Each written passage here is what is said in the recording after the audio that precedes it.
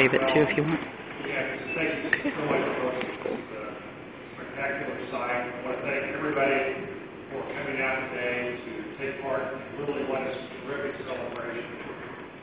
There are many issues like this issue we face every year in Topeka, all the 50 state capitals around the country, our national capital in Washington, D.C. Those are issues where the public knows what the right thing is for us to do. The public overwhelmingly supports an idea that special interest groups who have a vested interest in the right thing not happening succeed. And that was exactly the situation that we have here. We know that over 70% of campuses support clean indoor air. We know that the cities that have implemented it have done so successfully. And yet, despite that, we weren't sure we could get it passed. We came into the legislative session this year 5 votes short of what we needed to get this passed. But because of your remarkable efforts, all the people here at the video produced, we carry today winning a margin of 6 votes, so 11 people were switched.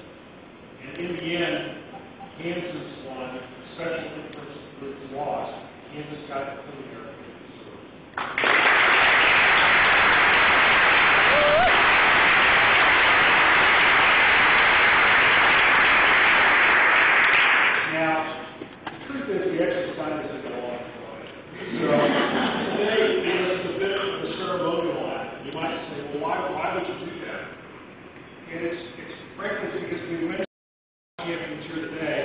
Representative Lisa Benwin, who in the Democratic caucus worked with all of our members and was successfully getting 45 of the 49 of our caucus members.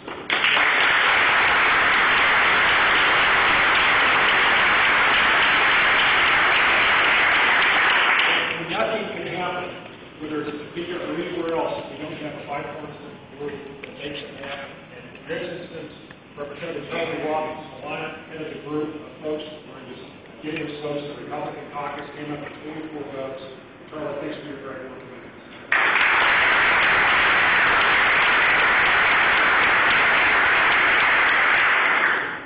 Senator Weissong was instrumental in convincing me that this is something that we needed to push and make happen. And I immediately turned to our Secretary of Health and Environment, Roger Grimby, and our Lieutenant Governor Troy Finley, who worked side by side with me to make this happen. Thank you very much.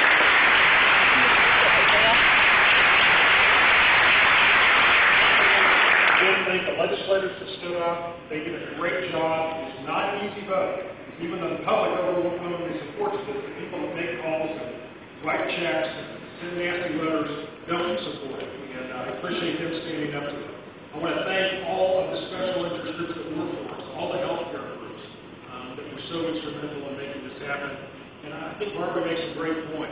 Having the Greater Kansas City Chamber of Commerce and the other chambers of commerce from this area was incredibly helpful. We know from the research that cities and states that have done this, the businesses don't fall apart. In fact, a lot of the restaurants actually see an increase in sales. And it's one thing to say that, but when you have business groups that are back there standing behind you, it's really powerful. So I'm going to thank 10 or 15 years ago, compared to where it is right now, it's really night and day. The hospital and the leadership of Bob H. Adams has done a tremendous job in developing the cancer program and in developing the cardiac program. Medical school under Adams' leadership has done an equally incredible job at raising the stature of the university, at receiving additional federal grants, attracting great professors and great students. But our real work has really just begun. The NCI designation effort is critically important, not just for this campus. It's critically important to citizens of this entire region who currently don't have access to an NCI designated center. And so being here is just a renewal and a commitment that Troy and I, our administration, and I think I can speak for the legislature, has in putting NCI designation at the very top of our priority list. But prevention is also critical. And cancer prevention, cardiac prevention, is an area where there is so much opportunity. Certainly getting people to stop smoking, diminishing the exposure that people have to secondhand smoke, are great moves that we can make to prevention of cancer and cardiac deaths.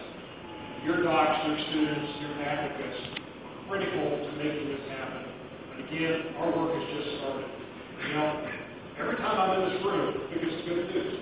The last time I remember being in this room was when the Masons extended their remarkable contributions and commitment to the NCIF. Today I'm in this room obviously because of passion for community prayer. What I hope is that, although I won't be governor as Dr. Jensen, I hope you'll ask me back when we celebrate in this room the designation of this facility as national. The picture on yours is actually better, Sarah, than mine. One of us will be doing it.